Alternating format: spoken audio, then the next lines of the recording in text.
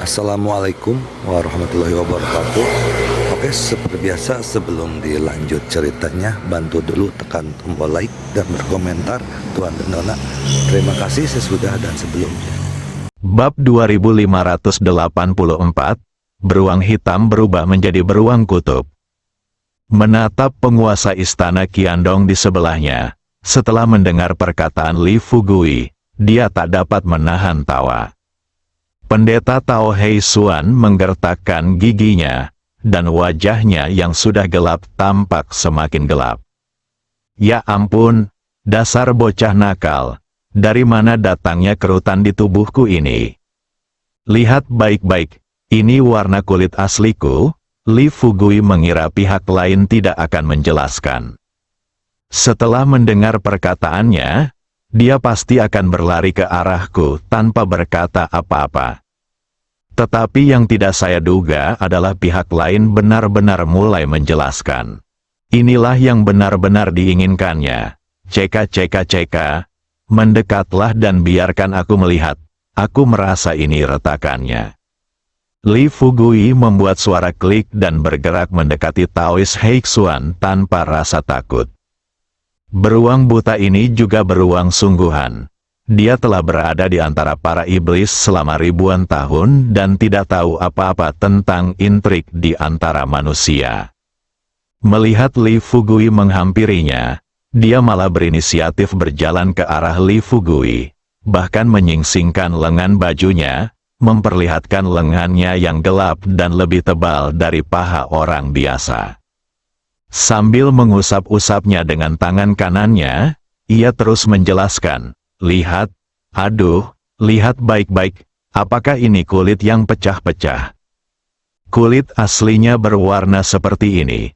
Li Fugui menghampiri pendeta Tao Hei Xuan yang tingginya sekitar 2 meter 5 cm, mengangkat kepalanya, melihat lengannya, mengerutkan kening, lalu bertanya dengan serius, "Saudaraku, apa pekerjaan ayahmu?"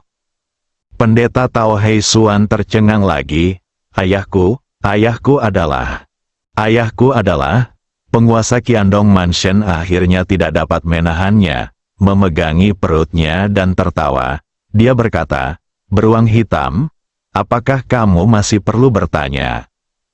Tentu saja ayahmu adalah seekor beruang buta di hutan. Apalagi yang bisa dilakukan beruang buta selain mencari madu?" Li Fugui berbalik dan menjelaskan kepada penguasa istana Qiandong dengan serius. "Qiandong, kamu tidak tahu ini, beruang buta tidak hanya mencari madu, tetapi juga tahu cara melindungi hutan."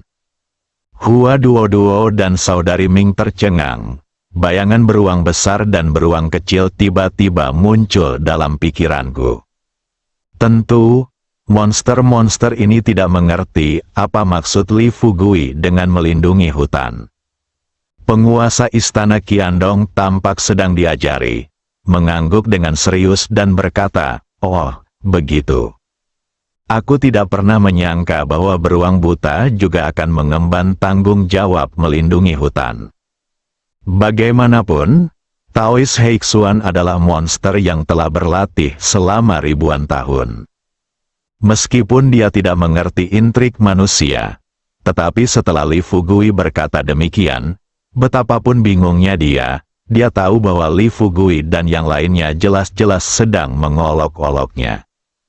Kemarahan di hatiku meningkat dengan cepat dan perlahan menyebar keluar tubuhku. Tikus pencuri, bocah kecil berambut kuning, ayahmu lah yang mencari madu. Hari ini aku akan memastikan kamu mati tanpa tempat pemakaman." Dalam sekejap mata, Taois Hei Xuan berubah menjadi bola angin hitam jahat, bersembunyi di dalamnya, dan bergegas menuju Li Fugui.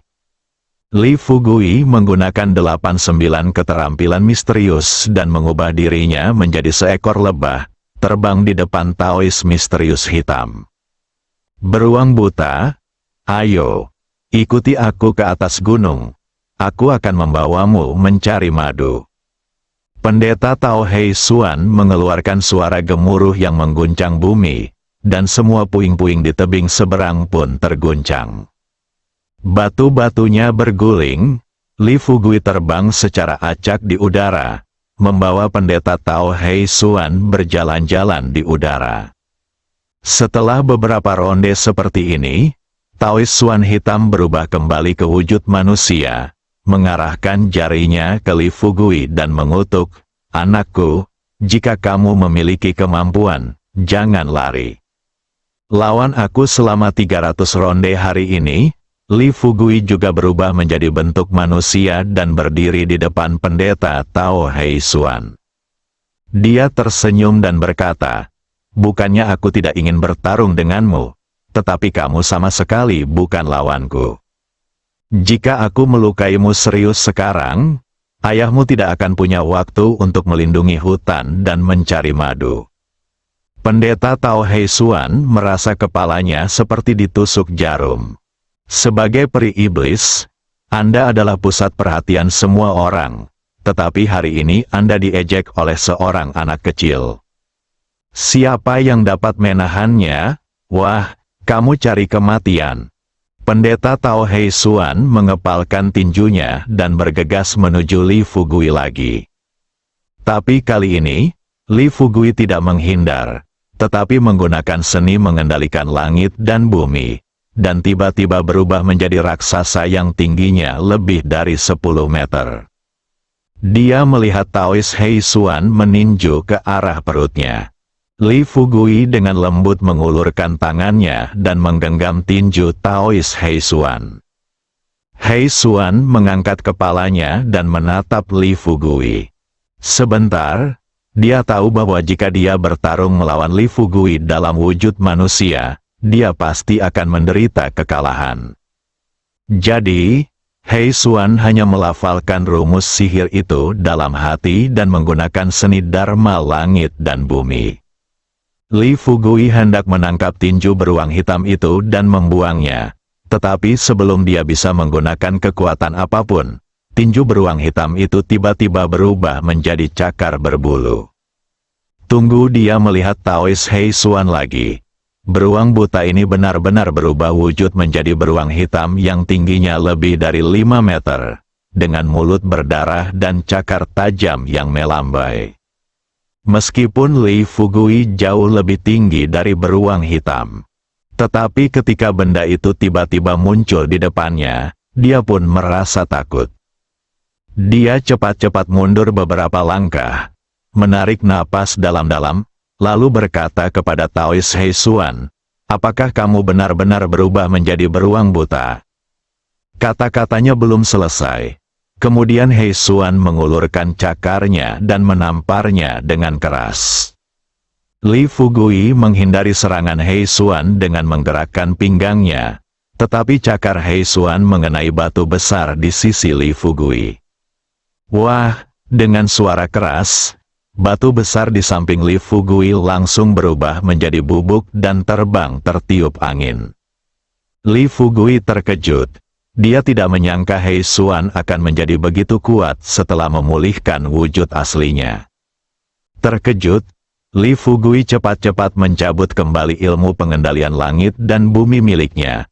Walaupun dia tahu jika dia terus menggunakannya dia akan dapat membunuh Hei Xuan seketika. Tetapi apa yang ingin dia lakukan hari ini bukanlah membunuh ke-8 peri iblis tersebut, tetapi membawa mereka di bawah komandonya, seperti yang telah dia lakukan saat menaklukkan penguasa Gua King Feng dan penguasa istana Qiandong. Hanya dengan cara itulah dia dapat berhasil menemukan Raja Iblis, memimpin ras iblis, dan mencegah ras iblis terus menyakiti umat manusia. Setelah mengembalikan penampilan aslinya, otak Li Fugui mulai berpikir cepat, tetapi dia tiba-tiba tidak dapat memikirkan apa musuh alami beruang hitam itu.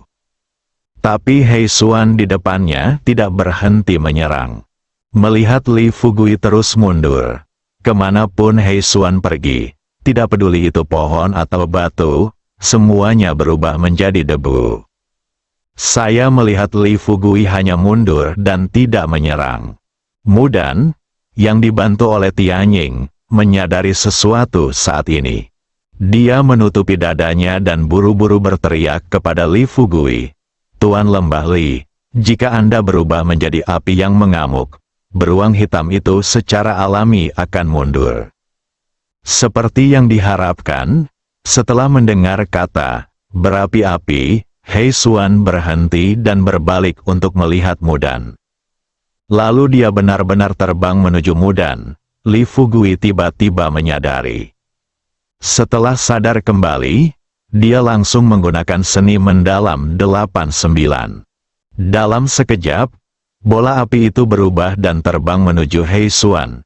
He Xuan tidak punya waktu untuk memikirkannya. Ia tahu jika dirinya diselimuti oleh api yang telah menjelma menjadi Li Fugui hari ini, maka semua bulunya pasti akan terbakar. Sampai saat itu, dia mungkin bukan beruang hitam. Ketika Li Fugui melihat He Xuan berbalik dan mencoba lari, dia tertawa dan berteriak, "Jangan lari, kalau kamu punya nyali. Berhenti saja di situ. Aku bisa mengubahmu menjadi beruang kutub hari ini." Saat He Xuan berlari menaiki gunung, dia segera menghentikan kemampuannya dan berubah kembali ke bentuk manusia. Li Fugui awalnya berencana untuk mengejarnya. Tetapi dia baru saja mengedarkan energi vital dalam tubuhnya dan hendak terbang ke jalan yang harus ditempuh He Xuan, menghalangi jalan He Xuan ke depan. Pada saat ini, Tianying tiba-tiba memanggil dari belakang, "Mudan, kamu." Ada apa denganmu?" Li Fugui tanpa sadar berbalik untuk melihat, tetapi dia tidak menyangka bahwa darah mengalir keluar dari mulut Mudan, dan tangannya telah berubah dari tangan manusia menjadi cabang pohon peoni. Setelah dipukul keras oleh He Xuan tadi, Mudan menahan napas dan bertahan sampai sekarang. Tapi sekarang, setelah melihat He Xuan dipukuli dan melarikan diri oleh Li Fugui, kemarahan yang tertahan di mulutnya lenyap tanpa jejak. Disertai rasa sakit yang menusuk di dada, Mudan tak dapat menahannya lagi, memuntahkan seteguk darah, dan langsung jatuh ke tanah. Setelah melihat adegan ini, Li Fugui tidak berani ragu sama sekali. Dia segera terbang kembali dan datang ke Mudan. Ini bukan berarti dia sentimental. Mudan adalah anggota pertama klan iblis yang menyerah padanya. Kalau aku melihat Mudan terluka parah dan tidak berbuat apa-apa, apa yang akan dipikirkan anggota klan iblis yang lain? Tidakkah Anda berpikir bahwa mengandalkan Li Fugui adalah keputusan yang salah? Tentu saja dia juga punya motif egois. Mudan cantik dan memiliki temperamen paling menonjol di antara semua wanita yang pernah ditemuinya. Dia bisa saja bersama Mudan, tetapi karena berbagai faktor, dia belum bisa merebutnya sampai sekarang. Jika dia melihat Mudan mati di depannya, Li Fugui merasa bahwa bahkan jika dia menjadi abadi di paruh kedua hidupnya, dia masih akan merasa patah hati. Pikirkan ini, Li Fugui mengambil Mudan dari Tianying, lalu buru-buru bertanya pada Tianying di sampingnya, "Tianying, beritahu aku dulu, bagaimana cara menyembuhkan Mudan?" Tianying tampak tak berdaya, lalu menghela napas dan berkata, "Ini. Aku tidak tahu detailnya. Menurutku itu seharusnya sama dengan menyembuhkan luka seseorang." Ketika Li Fugui mendengar ini, hal pertama yang terlintas di pikirannya adalah cairan ibu roh hitam. Benda ini memiliki efek ajaib pada manusia. Namun saat dia mengeluarkan cairan ibu roh hitam, penguasa istana Qiandong melihatnya dan buru-buru melangkah maju untuk meraih pergelangan tangan Li Fugui dan berkata, "Tuan Li, apakah ini cairan ibu roh hitam, obat suci penyembuhan dalam legenda rasmu?" Li Fugui tidak menyembunyikannya dan mengangguk dan berkata, "Ya, itu adalah cairan ibu roh hitam." Penguasa istana Qiandong buru-buru berkata, "Tidak, jika ini adalah cairan ibu roh hitam, maka Anda tidak boleh memberikannya kepada Nona Mudan. Li Fugui penasaran dan bertanya, "Mengapa?" Penguasa istana Qiandong menjelaskan dengan serius. Cairan induk roh hitam dimurnikan dari pohon induk roh hitam. Pohon induk roh hitam dapat melarutkan energi iblis dalam pil iblis. Demikian pula, jika cairan induk roh hitam diminum oleh iblis, itu juga akan melarutkan energi iblis dalam tubuh iblis, sehingga melemahkan kultivasi iblis dan menyebabkan kerusakan besar pada iblis. Ketika Li Fugui mendengar ini, dia awalnya tertegun, tetapi segera matanya berbinar dan dia dengan cepat berkata kepada penguasa istana Qiandong, "Jadi, cairan ibu roh hitam ini seperti racun bagi para iblis sepertimu."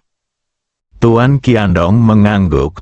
Li Fugui segera menyusun rencana. Tetapi sekarang, dia tahu bahwa sekarang bukanlah saat yang tepat untuk terburu-buru menghadapi klan iblis. Lagi pula, tubuh Mudan masih dalam tahap degenerasi. Setelah cepat-cepat menarik kembali pikirannya, Li Fugui bertanya kepada penguasa istana Qiandong, "Kalau begitu katakan padaku, apakah ada cara agar tubuhnya pulih secepat mungkin?" Tuan Qiandong Mansion berkata terus terang, "Kecuali jika kau memasukkan energi iblis." Li Fugui adalah manusia. Dari manakah roh jahat itu datang? Selain itu, meskipun dia telah meminum pil iblis di tubuhnya telah diubah menjadi energi vital oleh pohon induk roh hitam. Sambil memegang Mudan yang bahunya sudah kaku, Li Fugui berkata tanpa daya, "Lalu apa yang masih kau lihat? Cepat dan suntikkan roh jahat ke dalam dirinya. Apa kau ingin melihat Nona Mudan mati di hadapanmu?" Penguasa istana Qiandong memandang Tianying, dan Tianying memandang Qiandong, dan keduanya terdiam selama beberapa detik. Penguasa istana Qiandong berbicara terlebih dahulu dan berkata kepada Li Fugui, "Tuan Lembah Li, setiap energi iblis berbeda. Setiap anggota klan iblis memiliki cara kultivasi yang berbeda. Ini seperti apa yang kalian manusia bicarakan sekarang, ah?" Saudari Ming di sebelahku bertanya, "Apakah ini golongan darah?" Penguasa istana Qiandong mengangguk dan berkata, "Ya, itu adalah golongan darah. Karena cara kultivasi yang berbeda, energi iblis di setiap anggota klan iblis juga berbeda. Oleh karena itu, ketika energi iblis kita disuntikkan ke dalam tubuhnya, itu akan bertabrakan dengan energi iblis di tubuhnya, menyebabkan kerusakan sekunder pada Nona Mudan."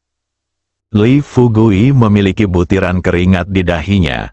Sambil menatap Mudan yang sedang sekarat dalam pelukannya, dia menggendongnya dan berkata, "Jadi, tidak ada jalan lain."